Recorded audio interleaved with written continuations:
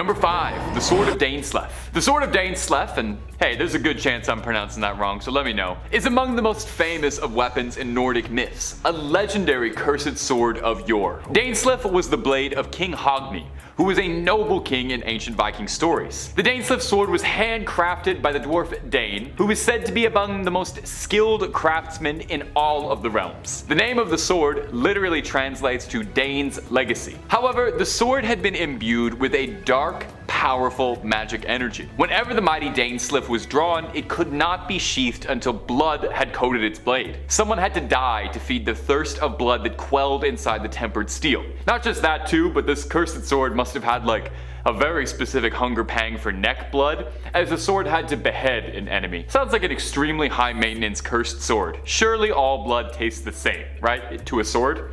I don't know, maybe I'm being dismissive. The sword features prominently in the story of Prose Edda, an ancient Nordic textbook thought to date back from the 12th century, which told the story of King Hogni and his beautiful daughter Hild, while he warred in the eternal battle of the kings. According to this old story, Hogni came to meet other kings across the land, and brought his daughter to introduce them.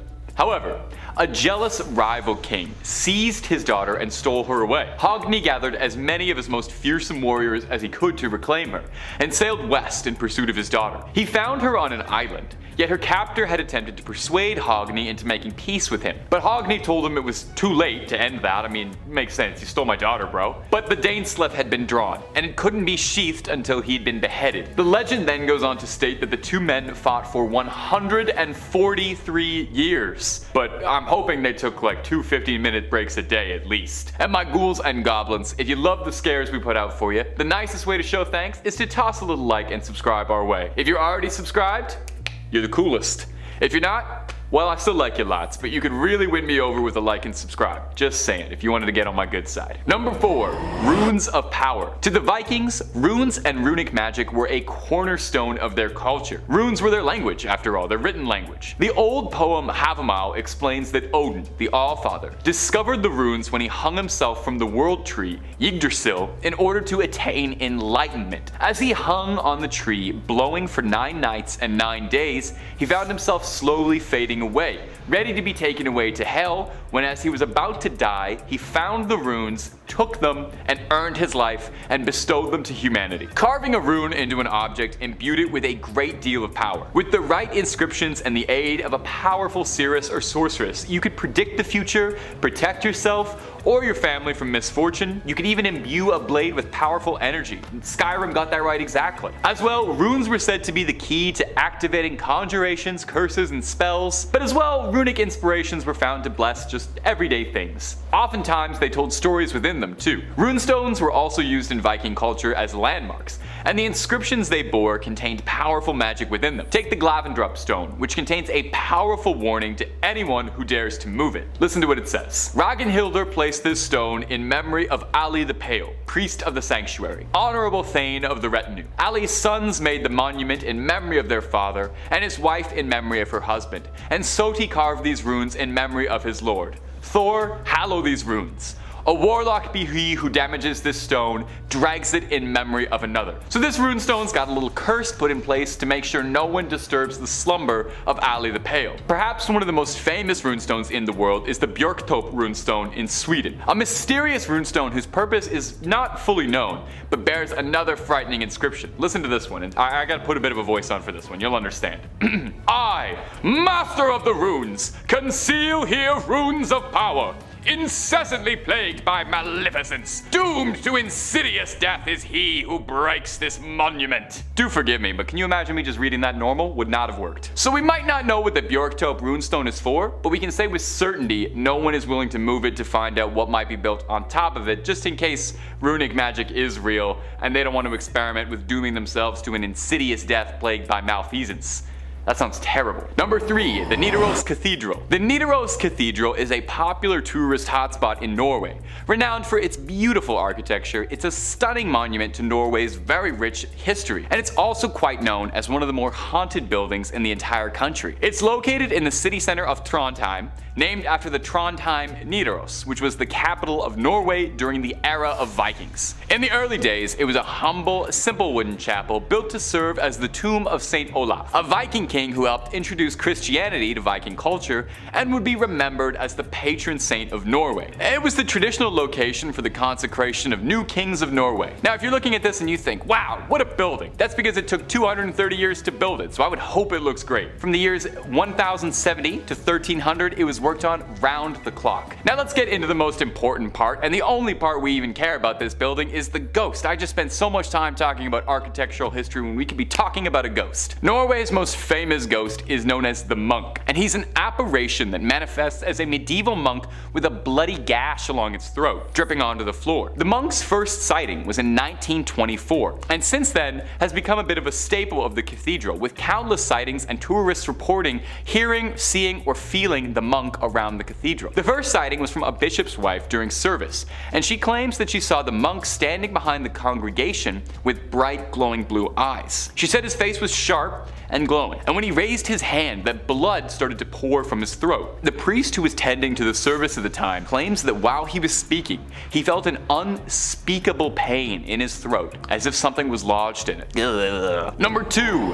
Viking graves. Now the Vikings were a very superstitious people. Ghosts were a very common belief and possible threat in medieval Norway. Your soul could go just about all over. You might end up in Valhall, the realm of Odin, where you can drink and fight to your heart's content for eternity. Or you could end up in Folkvanger, Freya's realm, a lush, bountiful field that sprawled forever. Or you could end up in Helheim, which was just a terrible, cold, dismal place. Imagine spending your entire life in freezing Scandinavia, dying, and then waking up in a different freezing afterlife. I would be so upset. Of course, if you didn't qualify for any of these afterlife options, you could always end up with your soul trapped on the earth and reanimated as a ghost or a corpse zombie monster called a Draugr, which anyone who spent too much time inside of any of Skyrim's caves can tell you are a real nuisance. So Vikings had to come up with all sorts of ways to make sure that nobody came back to cause any problems for the village. No doubt you've heard of Viking funerary ships or their pyres, where their dead were sent off into the water in a longboat with possessions that might befit them in the afterlife,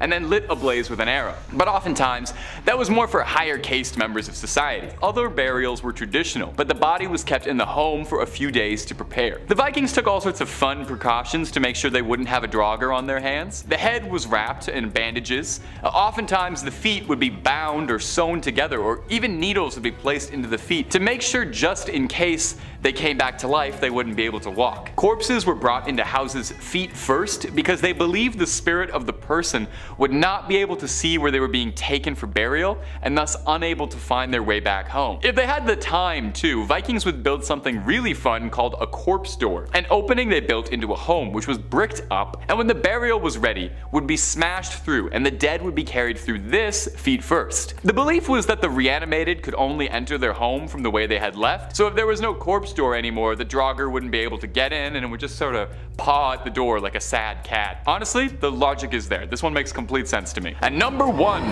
the Dorset grave. The Dorset mass grave is one of the scariest and confusing archaeological discoveries ever discovered. Let me ask you, what's more fun than a barrel of monkeys? You might be thinking a barrel of Vikings? No, I'm thinking about a mass grave full of headless Viking bodies. No?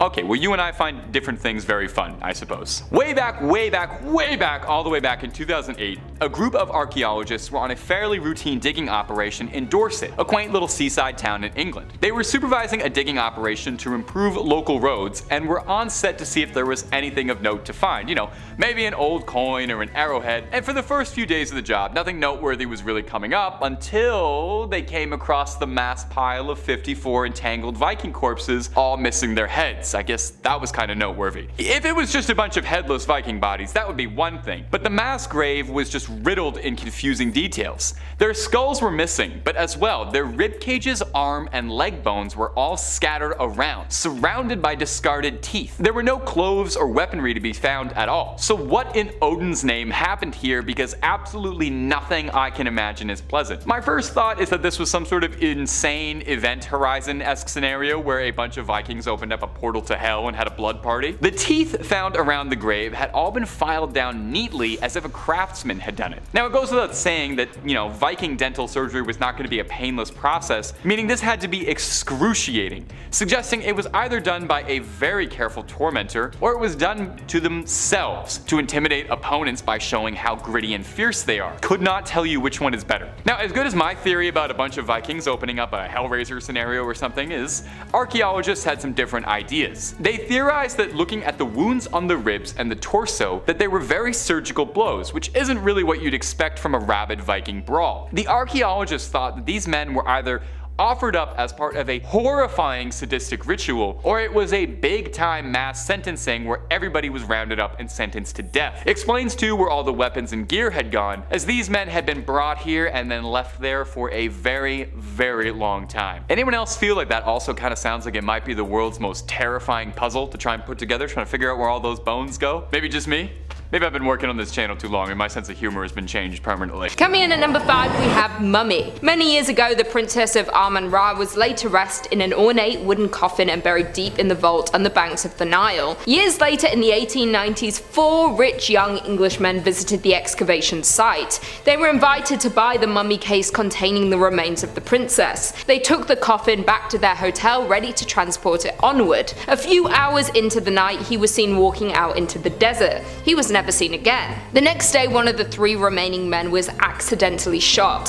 He lost his arm but survived the incident. The 3rd man lost his entire life savings and the bank holding his money was destroyed. The final man suffered a severe illness, lost his job and was forced to live on the streets. Within the first 6 months the 4 men had been destroyed by the curse. The coffin was then shipped to England where it was bought by a London businessman. The coffin continued to torment and curse anyone who owned it. Many people passed away due to being associated with the relic. After the coffin gained a lot of attention, a hard-headed American archaeologist purchased and paid a great price to have it shipped to New York. He dismissed everything that had happened preceding this as being quirks of circumstance or many coincidences. The man flew to London to escort his great treasure to New York aboard the brand new White Star liner on its maiden voyage. Of course, as we know, on April 15th, 1912, the Titanic sunk to the bottom of the Atlantic, taking with it the ancient Amun-Ra's princess. When the Titanic was found and the relics on board recovered, only the lid of the coffin was recovered. It now sits on display behind protective glass at the British Museum. Some people have still commented about paranormal activity near the lid, but it seems the loss of the contents it held has diminished its power. Coming in at number 4 we have the Great Omar. The company Sangorsky and Sutcliffe are known for their practice of binding books, something that was popular in the Middle Ages, but they resurrected the craft. Their books were bound in expensive materials with intricate designs. The company was founded in 1901 and grew in popularity quickly. They used real gold, jewels and precious stones. They had a high-class clientele. Their most famous work was the Great Omar. When this piece was commissioned, they were told the cost was not to be considered. They made this their greatest piece, outdoing all of their previous efforts. They worked for 2.5 years to create the most beautiful binding with thousands of jewels. Although it was beautiful, it is believed it had an ancient curse attached to it, that at some point during its creation a great evil attached itself to the piece. When it was finished in 1911 it was listed for sale. It sold for £1,000, which would be worth around $120,000 today. It was shipped to New York but returned by the buyers when they refused to pay the custom fee. When it was returned to England they relisted and sold the book again for half of the initial price. It was once again sold to an American buyer.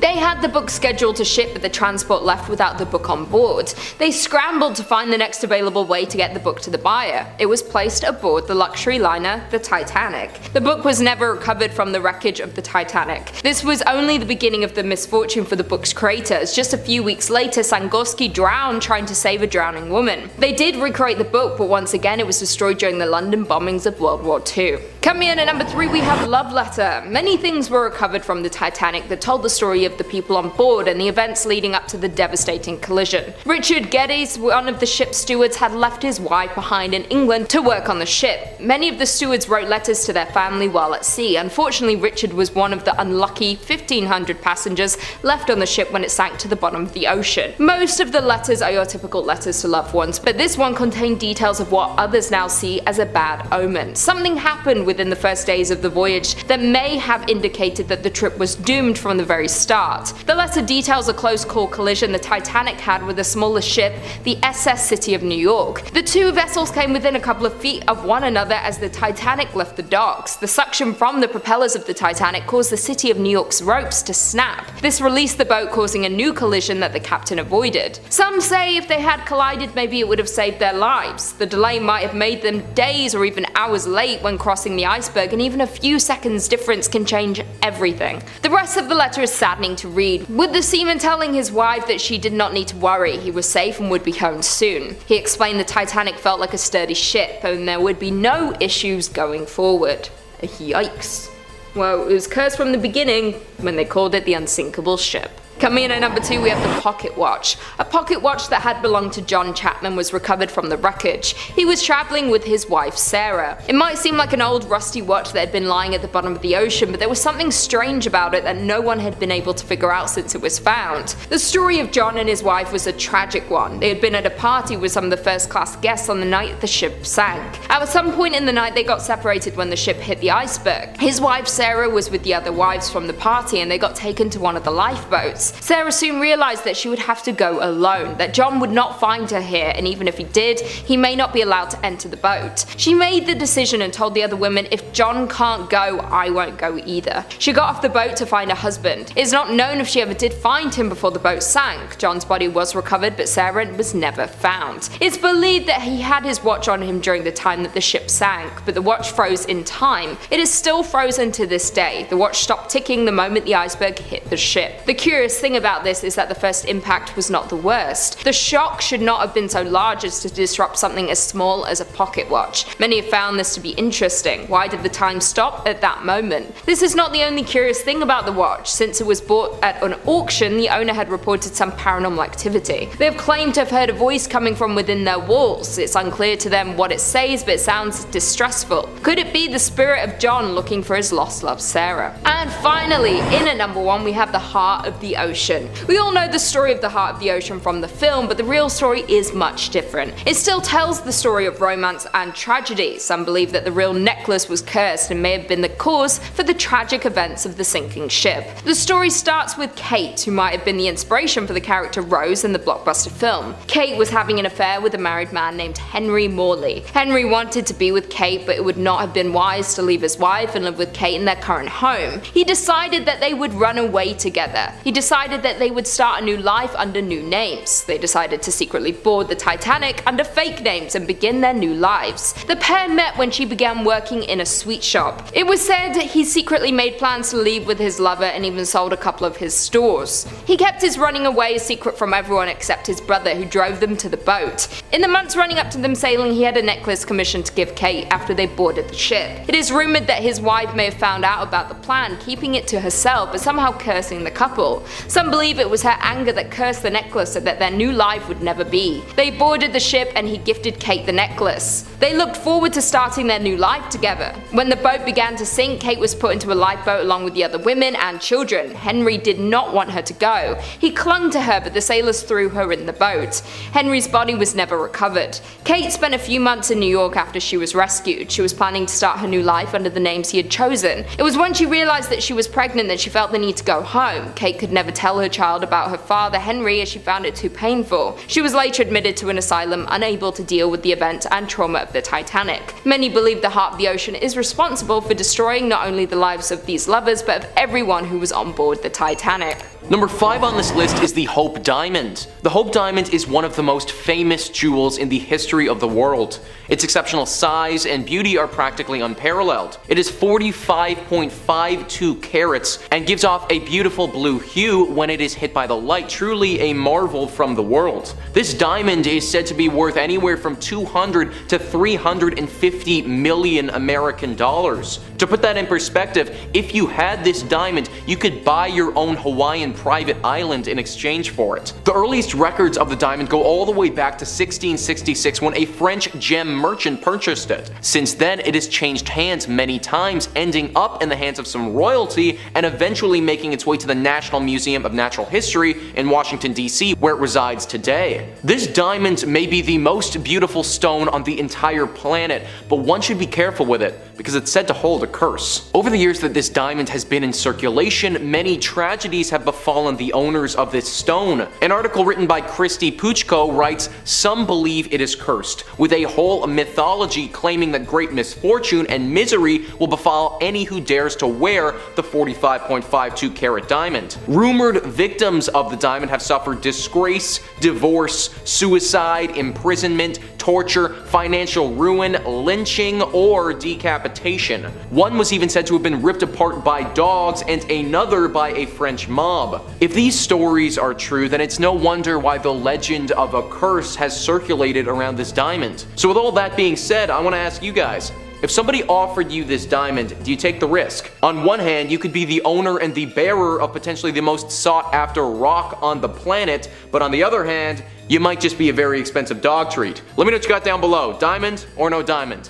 Number 4 on this list is Tut's tomb. Now this tomb is the most famous, however this entry could be generalized to any tomb of a pharaoh that is disturbed. If a pharaoh's tomb is disturbed, then you will have activated the pharaoh's curse, and this will befall anyone who enters and disturbs the sleep of these mummified Egyptian royalty. For a long time, hieroglyphs couldn't be deciphered, but in the early 19th century this changed and we were able to read them. On the pyramids of Giza, there is a very specific curse written on the entrance. It reads, "All people who enter this tomb who will make evil against this tomb and destroy it, may the crocodile be against them in the water and the snakes against them on land. May the hippopotamus be against them in the water and the scorpion on land." This acts as a pretty clear-cut warning to stay away and not disturb anyone that's inside. I should also note that this rule applies to anyone. We're talking archaeologists, thieves, literally anyone who enters. Your motives for entering don't matter, it's only that you are there. Over the years, this curse has reared its ugly head time and time again. When they first opened the tomb of King Tut, there is a famous story of how Howard Carter, the leader of the team operating the excavation, had a canary,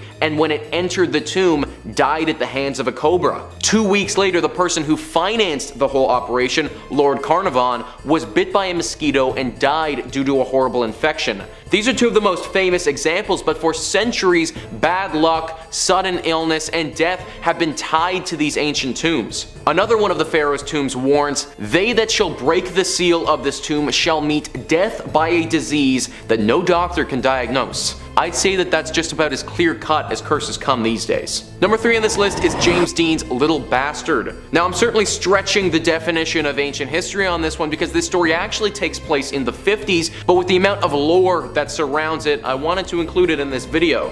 James Dean was an extremely successful male actor in the 50s and was one of the biggest heartthrobs of the generation. He's critically acclaimed and is potentially one of the best actors to ever play the cool, bad boy roles. Sadly, he was taken far too soon and died in a car accident at the age of 24. The car accident took place in a rural town in California. The accident was a head-on collision that he had in his sports car. This sports car was a silver Porsche 550 Spider, and James Dean affectionately referred to it as his little bastard. This car, although a super cool vehicle, is completely cursed. After Dean died, George Barris, a hot rod designer, purchased what was left of the car with the intention to sell it for parts. When this car was being worked on, it fell and completely crushed the leg of one of the mechanics who was working on it. This is when the potential of a curse started to materialize, but it would grow into so much more. The parts started to get sold and people started to notice a very horrible connection. Anyone who bought parts of this car started to die. The buyer of the engine of the little bastard died shortly after in a fatal car crash. Somebody who bought the tires got in a horrible accident when those same tires just blew out whilst they were on the road. The person who bought the transmission was sent to hospital with critical injuries after getting in a car crash. The truck driver who was moving the car's frame,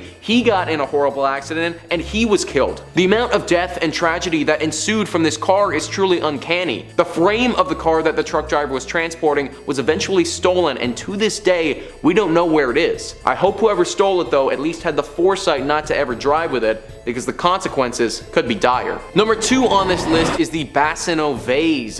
The Bassano vase is a pretty vase that was made all the way back in the 1500s in Napoli, Italy. The vase isn't ornate in nature, it has a very simplistic silver design. It was initially intended as a wedding present, however, it may just have been the worst wedding present that anyone has ever gifted. That's because this vase is a vase of death. Now I know that sounds dramatic, but it truly brings death to whomsoever comes in contact with it. Its initial run-in with death is when it was given as a wedding gift, and that same night as it was gifted, the bride was murdered in her home while she was holding that vase. Some people believe that her spirit haunts this vase now, or that a spirit of death has always had its clutches on this vase. Either way, it didn't stop with just the bride. At the time, the family didn't realize that the vase had anything to do with the misfortune that had befallen the bride, and they continued to pass the vase down generation to generation. However, it seemed that whomsoever was in possession of this vase would meet an untimely death soon after receiving it. After the family realized what was going on, they boxed the vase up and put a note in it that read, "Beware,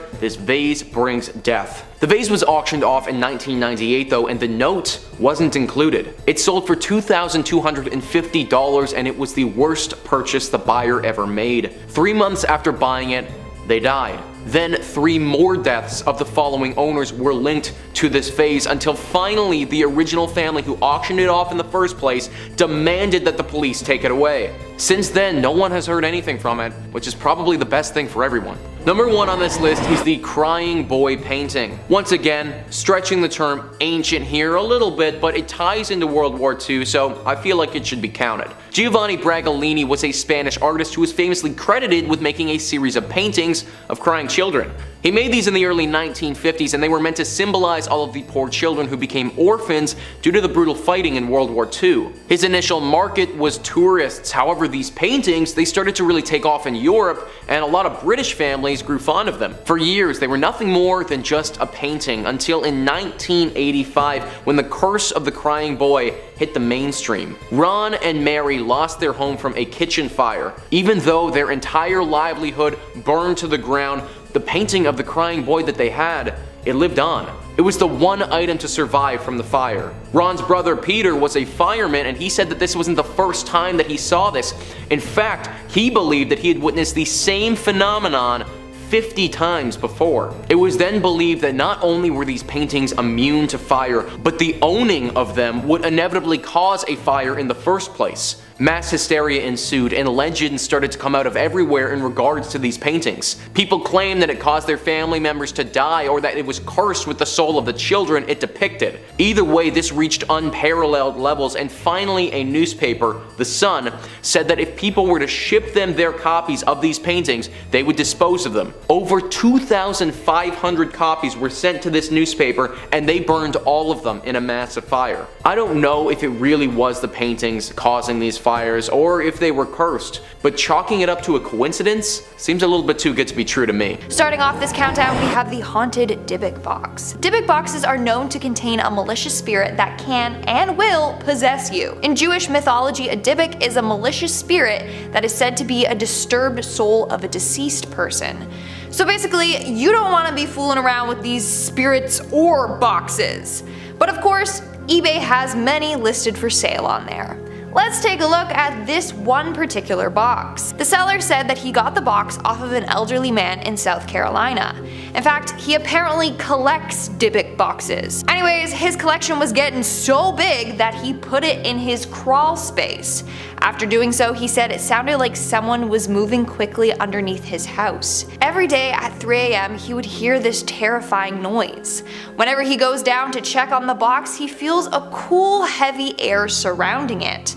On top of that, his dog often growls at the box and the crawl space. Lastly, he said he heard knocking and children's whispers coming from the box. Due to this reason, he decided to sell the box on eBay. But he was only looking to sell it to an experienced collector, someone that knows how to handle this box and won't just purchase it for fun and then fool around with it. Because the last thing we need is someone buying it as a joke and then the spirit gets out and goes around possessing people. No thank you, 2021 is already bad enough. And in the end, it ended up selling for $39.99. Kind of a steal, not gonna lie. Moving on to number 4, we have the haunted teddy bears. So in part 1, I talked about the haunted dolls that infest eBay. Seriously, there's way too many of them. Well, guess what? Apparently, there's an abundance of haunted bears on eBay as well.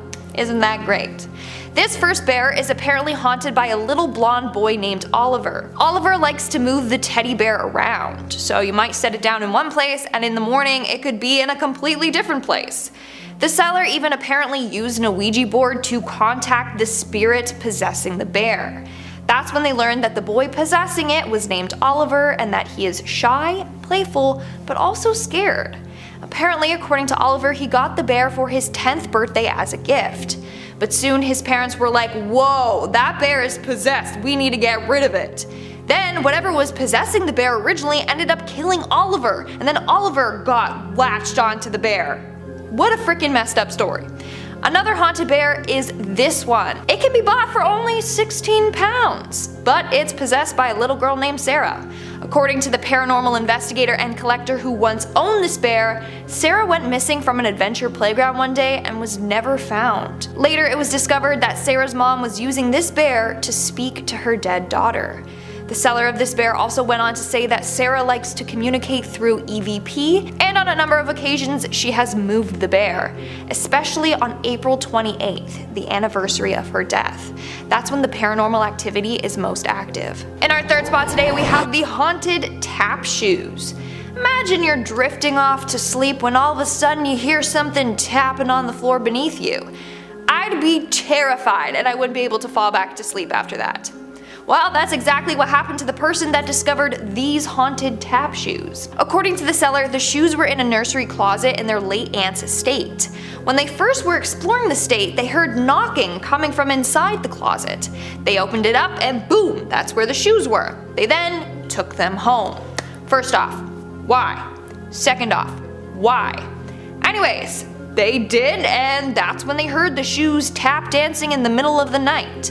Later, it was revealed that the shoes were haunted by a girl named Lisa. Now, it didn't say how much they sold for, but seriously, unless you're Ed or Lorraine Warren, why would you want to buy any of these haunted items? Especially shoes that are gonna wake you up in the middle of the night when you're just trying to sleep peacefully. In our second spot, we have the memoir box. Right away, you can tell by looking at this image that all of those items are cursed. Like, what are we even looking at? It looks like a serial killer's keepsafe box. Apparently though, it's an old memoir box found inside of an old Victorian home during an estate sale. For some reason, the people touring the estate went up to the attic and came across this box, along with some old children's clothes and scrapbooks. I'ma stop myself right there. So, for starters, they go to an estate sale and they're like, let's not go to the kitchen to check for some fine china. No, let's go to the attic and see what dusty old creepy things they got up there. Like, what? Anyways, and then they found it and decided to take it back with them. A box with other people's hair in it. Yeah, that seems normal. I hope they didn't actually spend money on that. Anyways, the box was filled with random stuff like a tin monkey, locks of hair, small pieces of paper, and some books. On one of the locks of hair, there's a small slip of pink paper that reads, "Died March 14th, 1920, Little Edgar." Even after discovering that, the person still bought this from the estate sale. Now, apparently they had every intention on keeping it, until the box started freaking them out. The seller's dog would just stare randomly at this one corner in their room. It also wouldn't even go near the box at all. So he ended up listing it on eBay for someone else to love. How about we just, let the spirit live in peace, or like, I don't know, donate it to a museum? What do you even do when you have something like that? Just stop buying and selling haunted objects on eBay, honestly. And in our number one spot today, we have the statue. According to this seller, their friend got this statue back in the 1980s. He used to have a job doing brick yard work, and then what he would do was take the unhardened clay, and during his time off, he would sculpt and paint them. Some of the other workers would do the same thing as well. This particular statue was made by a man named William. He claimed that the bust was a self-portrait. Well, sadly, that very day, William was involved in a tragic accident and he got crushed to death. His spirit apparently then latched onto his sculpture. The seller saw his friend's sculpture, decided to take it home with him, preserve the memory of his friend instead of just throwing it out. But that night, he woke up to the sound of someone walking around his house in circles. He checked his home, but no one was there. Later on, other weird things started to happen, like he would hear doors slam shut, only to find no door had actually closed. The scariest thing though is when one night he saw a dark mist moving in his den. He walked in and the room felt heavy and uninviting. Later he realized it was the statue causing all these problems when he noticed his dogs wouldn't go near the statue and refused to even look at it. So that's when he decided to list it up on good old eBay, so someone else's dogs can be spooked by it. So in conclusion, as tempting as it may seem to buy a haunted item off of eBay, maybe don't, just leave it to the professionals to take care of. Starting off this countdown, we have Mary Todd Lincoln's dress. This beautiful dress was once owned by Mary Todd Lincoln, Abraham Lincoln's wife. It's a beautiful purple velvet dress with satin and lace detailing. She wore this dress during the Washington winter social season in 1861 to 62. But here's the thing. After her husband's death, Mary went into mourning for a long period of time. In fact, she stayed in widow's clothes up until her own death in 1882. So she had no use for this dress anymore. So she gave this dress and some of her other items to her family members. This dress was given to her cousin Elizabeth Todd Grimsley. In 1916, Grimsley's son sold the dress to the Smithsonian's First Ladies collection. And now, apparently, it's haunted by Mary Todd herself. People have heard weeping when they have been near this dress. On a number of occasions, they have actually seen Mary Todd Lincoln's apparition by the dress. Thankfully, she means no harm. But if you think about it, it's quite sad. Even in the afterlife, she's still mourning over the loss of her husband. Hopefully, she can eventually find peace and reunite with him. Moving on to number 4, we have the Smithsonian. One of the most haunted items in the Smithsonian is the museum itself. It is haunted by a number of ghosts. As a result, they actually offer ghost tours on location for people interested in the paranormal. On a number of occasions, workers have seen past Smithsonian scientists who would work on the collections there. But the most active ghost is that of the Smithsonian's first curator and second secretary, Spencer Fullerton Bard. Almost all of the night guards at the Smithsonian have seen his ghost wandering the halls. They see him gliding through the halls, people try to talk to him, and then he disappears into thin air. Then you have the ghost of Secretary Joseph Henry, that also likes to show his face around town. According to the night guards, they said, and I quote, "Henry is often seen fully clothed in the garments he wore in life, walking through the exhibits before returning to his post. His post being the statue the museum has in place for him." Dude, what in the night of the museum is this? Seriously. Then you have the countless unidentified entities that also haunt the halls. These are just like black shadowy figures people have seen in passing. At least it seems like these ghosts mean no harm. Like, sure, it's kinda spooky, but at least they aren't malicious. Also, hit that thumbs up button if you want to see me go ghost hunting at the Smithsonian. I'm down. In our third spot today, we have the ancient Egyptian treasures. Rumor has it that a number of treasures or artifacts from ancient Egypt are cursed. I mean, you all know about King Tut's curse. Well, there are a couple of items in the Smithsonian from ancient Egypt that are definitely haunted. For starters, we have the scarab. This scarab is believed to be from King Tut's tomb. For starters, it is believed that bad luck will fall on anyone who handles King Tut's body or other artifacts in his tomb. Everything in there is believed to be cursed by King Tut himself. I'm sure you've heard of the story of Howard Carter and his team that excavated the tomb. After doing so, several of the people involved died suddenly and mysteriously, so it's believed that this scarab is cursed along with the other items there. And then we have the mummified cat head. Yeah, you heard me. Now this one actually isn't from King Tut's tomb, but a woman named Mab B. Nylon donated a cat's head. Yeah, just the head. Who knows where the body is? Hey, maybe she kept it for herself and it's on display in her house. I'm not gonna judge. Anyways, this creepy thing is a preserved mummified cat's head wrapped in linen. Inside contains a real cat skull. Well, according to a number of workers, they have seen a ghostly cat apparition move around this display. This damn ghost cat is probably out looking for the rest of its body. This cat has also been seen wandering the halls and in several other exhibits as well. Moving on at number 2, we have the Black Aggie. This all started back in the 1800s when a woman named Marianne Hooper Adams, known by her friends as Clover, sunk into a terrible depression. As a result, she drank some of her photography developing chemicals and took her own life. After her death, her husband commissioned a sculptor to make a memorial statue of her. It was named the Adams Memorial. and later Black Aggie. But because of how it looked, people called it grief, and that's when this creepy legend surrounding it was born. Legend goes that if you stare into her eyes long enough, they'll open up and start glowing red. Those that see her eyes will either be killed by her or she will cause you to go blind. Not only that, if you sit on the statue's lap at midnight, then you will die within 2 weeks. It's also said that pregnant ladies should never go near her. If they do, she will cause them to miscarry.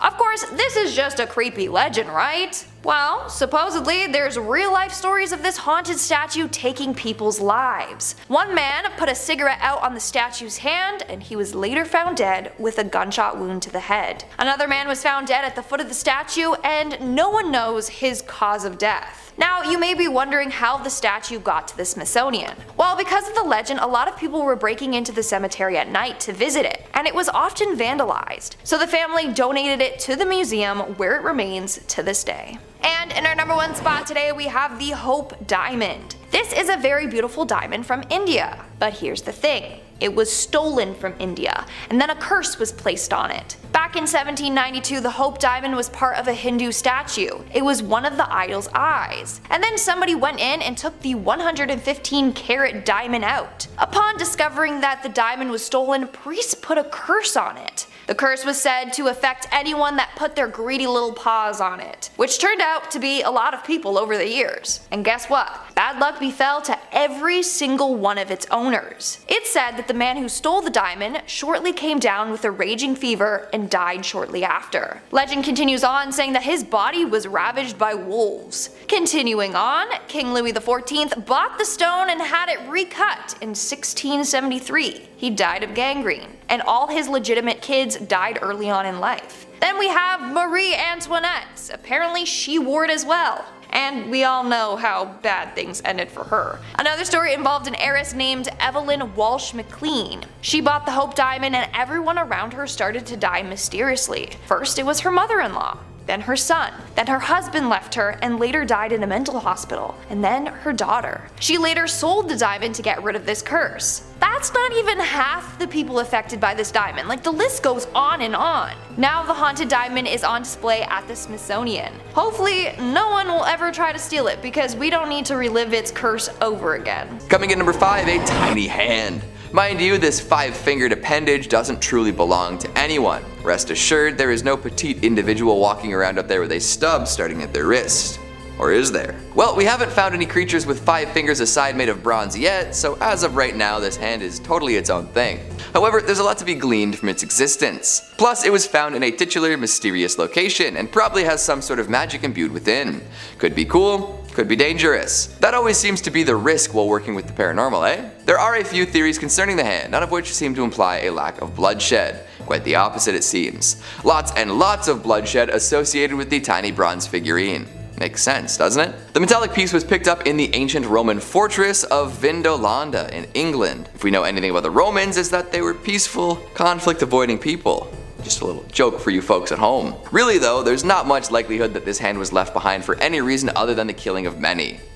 Great. May have been associated with the worship of a very mysterious cult, one that prayed to a lesser-known deity that seemed to guarantee conquest on the battlefield. Who knows what other weird activities this niche religious group got up to. Probably nothing too healthy or friendly. There's also the idea that this was left behind as an offering to a god, maybe that of the cult, after a major invasion of what would become Scotland. This invasion turned into more of a slaughter, with historians estimating that thousands of tribespeople living in the area now known as Scotland were killed. There were talks of peace, but those on the Scottish side made some last-minute changes, resulting in them being labeled rebels. So after the Roman army plowed through and took their revenge, this hand of God was left behind as an offering to the powers that allowed them to win so decisively. Holding on to this tiny hand now might cause the souls of thousands of ancient Scots to look negatively upon you. Don't know if that sounds like a whole lot of fun. Coming in number 4, the Hands Resist Him painting. Now this already sounds very creepy, and one look at the painting confirms that it is. It's unsettling on a whole other level. Goodness me. You might have heard about this one already, as it made some waves when first discovered. In fact, some give it the nickname the Haunted eBay Painting, which is a great title for anything you can purchase. Tell me you wouldn't want to hang that over your mantle and tell everyone who came by about your haunted eBay painting. You'd be the talk of the town in no time, with kids running past your yard at full speed and spooky widows dropping by for tea. Someday. But in the meantime, you can learn of the story behind the hands resist him painting. See, it was dredged up at an old rundown brewery. A couple had been looking through the ruins for whatever people look through old breweries for and came across this horrid image. Two children, creepy as can be, looking straight at the portrait artist, as some disembodied hands seem to float in the window behind them. Man, plenty of hands without arms on the list today. Must be a sign. Who's gonna send a nice hand into the studio? Look at the little girl's face. Are those doll features? Has her soul been stolen? Answers we may never get. During this painting's time on eBay, folks came up with all sorts of stories to go along with it. Some said that the kids would move around in frame, taking on different poses and positions when folks weren't looking. The hands were known to switch up their positioning too. All in all, a very distressing combination of paint and canvas. It ended up selling for something like $1,000, which is a little low if you ask me. Somehow, the stories caught up to the original painter too, who was quite surprised that everyone had been spinning yarns about his work. Bill Stoneham, the artist, says that the piece was based on an old photograph of himself and a neighbor when they were children, and that he wanted to tap into the Jungian idea of the collectus unconscious. So it might not be haunted, or at least it wasn't when he painted it, but the stories people tell seem to imply otherwise, so we'll see. Coming in at number 3, we've got the Tomb of Simon McTavish. I want to tell this story specifically because I was recently hiking Mount Royal. Maybe I walked by something exceptionally haunted and didn't even notice. Wouldn't be too out of character, that's for sure. However, what was discovered quite a while ago spooks locals to their core. Mount Royal is a lovely elevated plateau that overlooks the city of Montreal and is home to one of the largest intact burial grounds in North America.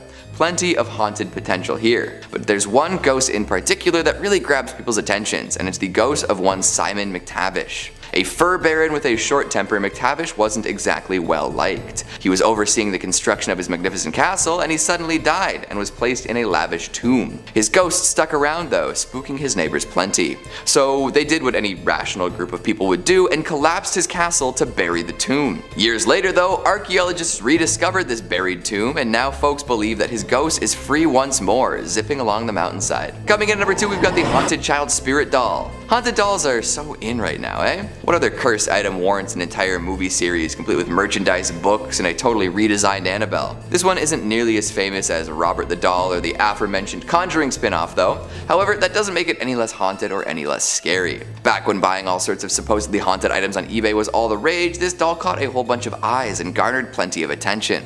The story goes like this. A family moved into a home built in the 1920s and they found all sorts of interesting things inside. One particularly fascinating find was an old baby doll. They didn't know how long it had been there or who it belonged to, but boy did it give off some wicked vibes. Soon after discovering this doll, odd happenings started up. Electronic toys would power on with nobody to do so, doors would swing open without anybody around, children in the house would experience vivid nightmares, disembodied footsteps could be heard, and ghosts of old men and women were spotted in the basement. Holy moly. The seller left a little disclaimer saying that she can't take responsibility for whoever buys it, but it did indeed sell. Final asking price? $57.50. Huh. I would have thought a genuine haunted doll would go for a little more. Maybe with a more sensational backstory. We'll see where it goes next. And coming in at number 1, we've got the Black Sarcophagus. See if you can come to a similar conclusion as me here. Back in 2018, a mystery tomb was discovered in Alexandria. Delving deep within, archaeologists pulled out a very cursed-looking black sarcophagus. When announced to the world, all sorts of theories about the dark stone coffin proliferated. Could it be sealing away an ancient enemy of the people? Is some sort of cryptid contained within? What if opening this unleashed a curse upon the world, dooming us forever? The folks in charge of it decided that no risk outweighed potential discovery, so they popped it open. Inside lay the remains of 3 officers and some goopy liquid.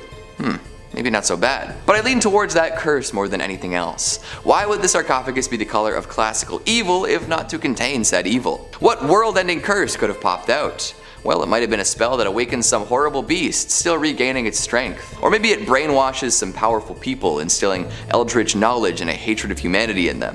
Or could it be that the curse will show up in the form of a plague? 2018, huh? Let that one marinate for a while. Starting off this countdown, we have Jeffrey Dahmer's jacket. Yeah, you heard me correctly. Someone once owned infamous serial killer Jeffrey Dahmer's jacket. The seller, Plagle41, claimed that he was in the same class at Dahmer at Revere High in Bath, Ohio. In senior year, the seller was doing a comedy act and needed an army jacket for the sketch.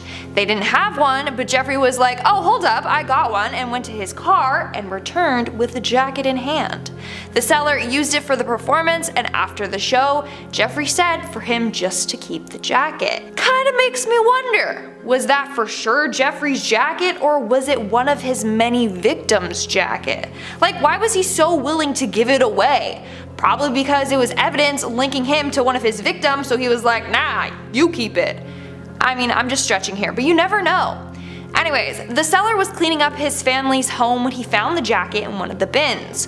Obviously, by this point, he knew what Jeffrey had done, so his family wanted him to get rid of it and all the bad juju surrounding it.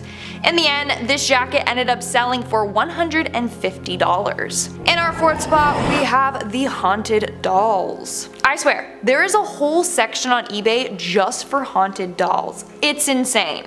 There are hundreds of them. You know, I've seen the movie Annabelle, and no thanks, I'm never buying one. I don't want to risk it. But apparently to paranormal collectors, this is heaven to them. For example, one seller, Aki J25, was selling a haunted doll, Dakota Spirit Child, that is apparently very active. It also came with a warning saying only people experienced with the paranormal can buy this item. According to the seller, the doll is haunted by the spirit of a child named Dakota, who was murdered by his mom. The doll has been known to break mirrors and gets quite angry at times. Now, fun fact, apparently eBay has a rule that you can't sell anything that offers someone's soul, like selling something that claims to have someone's soul attached to it. You can't do that. So what these buyers do is put a little disclaimer that says, "for entertainment purposes only," but that's a lie, and they only do it to prevent their items from being removed. Now, let's take a look at some of the creepiest dolls I found on eBay. For starters, we got this gem, the haunted vintage antique evil active possessed witch demon doll. And of course, they photographed this doll on a Ouija board because why not? I mean, it is fitting. Anyways, this one is being sold for $100 US. What a steal. Then we have this one, the haunted 16-inch spiritual doll spirit vessel. And apparently it has supernatural paranormal powers. Honestly, Victorian dolls like this creep me the hell out, so no thank you. But hey, if you're interested in this doll, it's cheaper than the other one. And last but not least, and creepiest of all, we have this doll that I swear, if you stare at too long, she will suck out your soul. This is the haunted 16-inch spiritual doll spirit vessel that also has supernatural and paranormal powers. Like, look at it, that one is for sure haunted. And the winning freaking bid was $5,600. Like, are you kidding me? You're literally paying to get possessed. Moving on, at number 3 we have the Hands Resist Him. Now, since this is a horror channel, chances are you probably heard of this haunted painting. That's because this painting is known to be one of the most haunted paintings in the world. So the story goes that this painting was created in 1972 by an artist named Bill Stoneham. Over the years, it has been bought and sold on eBay by a number of buyers and sellers. No one wants to keep it for themselves. Why? Because of how terrifyingly haunted it is. It first appeared on eBay in 2000. The seller said they needed it gone ASAP because it was terrorizing their family.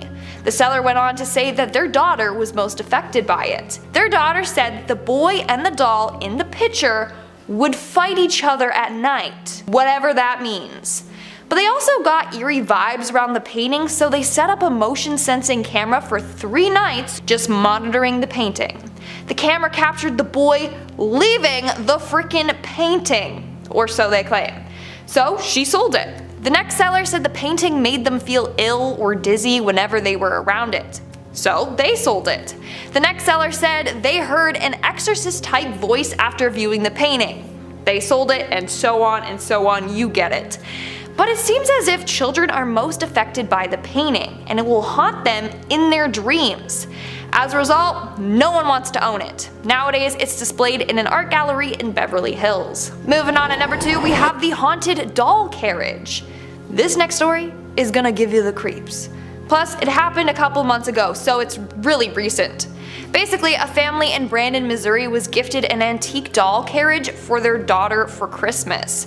Whitney Merritt, the mom, said the carriage was gifted to them from her mom, who got it from a friend of a friend. They probably all knew it was haunted and just needed someone to pawn it off to. Anyways, as soon as they received the carriage, spooky things started to happen around their house.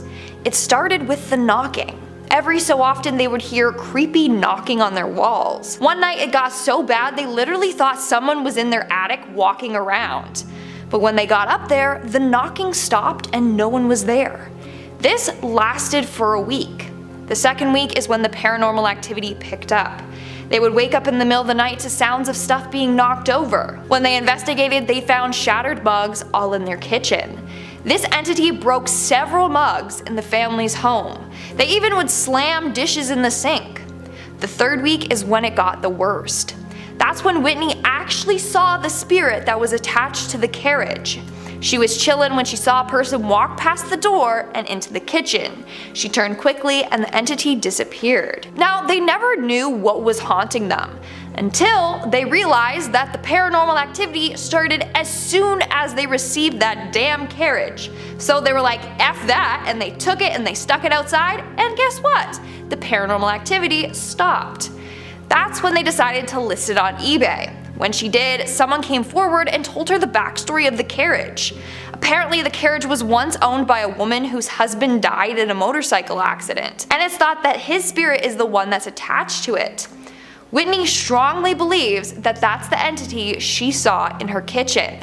In the end, the carriage was listed for $65, but after a bidding war, someone purchased it for $710. Again, that person is just paying to get haunted. I literally don't get it. And in our number one spot today, we have the Haunted Watch. What time is it? Spooky time. I know, that was lame, but it made me laugh. Anyways, when I saw this listing, I literally got shivers down my spine. So it was listed as Haunted Watch, stuck at 11:29 p.m. According to the seller, the person they received that watch from told them that a 24-year-old woman named Julie once owned the watch.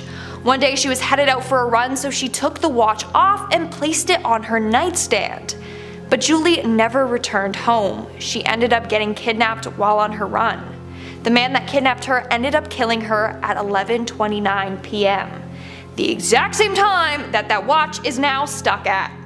That is the scariest thing that I've ever heard. But wait, there's more. The buyer took the watch to a medium to see if the seller was lying, or like what the deal with it was. Without telling the medium anything about the watch, the medium said that a woman named Julie is attached to it. That's insane. The seller also said that whenever they go near it, the temperature around them drops, even in the hottest weather. In the end, they listed it on eBay and sold it for only $17.50, the cheapest item on this list, but also the creepiest. Coming in at number 5, we have Demon House Staircase. The Demon House in Gary, Indiana was the center of a docudrama in 2018. Zach Bagans tells the story of a family struggling with the hauntings and even possessions that happened in the home. It is claimed that the house contains around 200 spirits. The Gary Police Department investigated on numerous occasions, and priests even performed numerous exorcisms. When the family first moved into the home, despite cold December temperatures, large black flies swarmed their screened-in porch, and they kept coming back even when the family killed them and killed them. After that, they started to hear footsteps around the house going up and down from the basement. They claimed things got worse from there when the demons attached to the children. They said that the kids' eyes bulged, their voice deepened, and they sported evil smiles while possessed. One of the family members described what it felt like to be killed and walked up the wall in the presence of their family case manager and hospital nurse. Once Zach investigated the goings-on in the house, it was decided it would be best to bulldoze the home. However, he did keep pieces of the home, such as the staircase, to store away in his museum. In at number 4, we have Peggy the doll. It is said that even just looking at a picture of Peggy can cause hauntings, from your computer freezing to the room going cold and light bulbs blowing out whenever you mention the doll. The first known owner of the doll started having dreams haunted by the doll. She would wake up feeling hot and shaken. No matter where she moved the doll, the dreams persisted. She called in the help of 2 local priests, but after 2 visits, the dreams still persisted.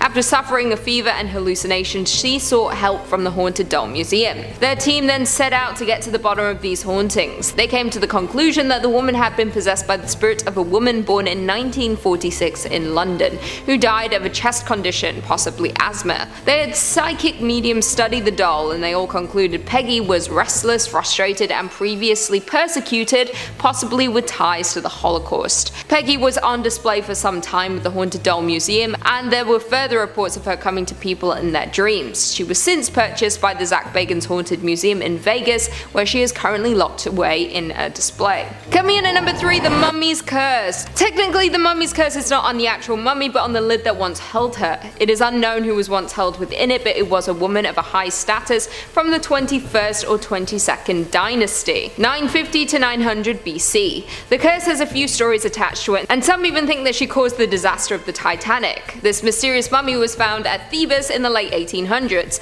It was brought in by 4 young Englishmen who all had untimely deaths. 2 of the men died in shooting accidents, and the other 2 died of poverty. A string of illnesses, accidents, and deaths followed by anyone who came into contact with the mummy. The most shocking claim is that some survivors of the Titanic blame the mummy for the sinking. Among the passengers of the Titanic was journalist William Thomas Stead, who had published a few articles about the curse. The survivors recalled Stead discussing the artifact and its curse over dinner. It is claimed he had purchased a ticket for himself to transport the artifact to New York. As the stories were told, its reputation grew and many believed its presence on board caused the disaster. It is believed that in the chaos, someone bribed one of the guards to sneak the artifact onto a lifeboat to save the historic piece. Not long after arriving, the unlucky mummy was soon causing mayhem and misery at the home of its American owner, so he decided to send her back to Britain. Luckily, it is now safely locked away on display at the British Museum in London. However, visitors do still report unsettling sensations when viewing the unlucky mummy's coffin lid. In at number 2, we have James Dean's Porsche. You don't hear of many haunted cars, but James Dean's Porsche has taken enough lives to be taken very seriously. As soon as James got his car, some people had a bad feeling around it. So Alec Guinness met with James for lunch and he showed him the car. Alec commented, I quote, "If you get in that car, you'll be found dead in it by this time next week." And within the week, he was. This was just the start of the car's curse. When a mechanic attempted to repair the car, it fell and crushed his legs. The car's new owner decided to sell the engine and drivetrain to 2 racers. One of the racers lost control of his car, hit a tree, and died instantly. The other was injured when his car locked up and rolled over. 2 thieves tried to take pieces of the car, but they were both injured during the robbery. The car was then donated to the safety exhibit of the California Highway Patrol. The exhibit caught fire and the car had to be moved to a different exhibit. At the second exhibit, the car fell onto a student, breaking his hip. This meant that it was moved once again. It even managed to crush and kill a truck driver who was transporting it. It was since stolen, and there has been reports that the new owner is keeping the car hidden away, hopefully to stop any further damage. And finally, in at number 1, we have the Devil's Rocking Chair. The origin and creation of the rocking chair is unknown, but it was passed to the Glatzel family in the early 1950s. It lay dormant in the house just like any piece of furniture until the summer of 1980, when it became the center of the family's tragedy. It all started when David Glatzel woke up one night screaming. He told his family that he was visited by a man with big black eyes, a thin face with animal features, jagged teeth, pointed ears, horns, and hoofs. Everyone who knew David knew he was not the type of person to make up this kind of thing, and he was clearly shaken by it. After this, it was believed that David was possessed. He became withdrawn and appeared to be depressed. His sister Debbie asked her fiance Arn Johnson to stay with David to make sure he was being watched over in case anything was to get worse. David continued to have nightmares, saying that the man promised to take his soul. He would often be covered in bruises and scratches he couldn't explain, and worst of all, he started to see the figure while he was awake, or was sat in the rocking chair. Family members would see the chair rocking, but only David could see the beast in the chair. Desperate for help, they brought in Ed and Lorraine Warren. They started to perform exorcisms regularly to help David, many with him seated in a rocking chair. The chair itself moved about the house on its own, mysteriously disappearing and reappearing in different places. Most incredibly, it levitated on numerous occasions in full view of witnesses, including the Warrens and shocked family members. It happened once while David was sitting in it during an exorcism. After the final exorcism, the devil did leave David, however, as it left him, it transferred into his sister's fiance Arn. He began slipping into trances for a period of months before killing his landlord Alan Bono with a 5-inch pocket knife, stabbing the man as Debbie watched. He tried to plead demonic possession in court, but the judge was not convinced. The family surprisingly held onto the chair for a number of years in storage, and when they moved, it came with them. They started to notice that when friends or family members sat in the chair, they would have strange things happen to them. One family member was unable to walk for 10 years after sitting in the chair. there. Today, the Devil's Rocking Chair is at the Haunted Museum. It was originally safely on display, but it began to cause issues with guests and people who work for the museum. They decided for the safety of everyone, it needed to be locked away in storage where it could not hurt anyone else.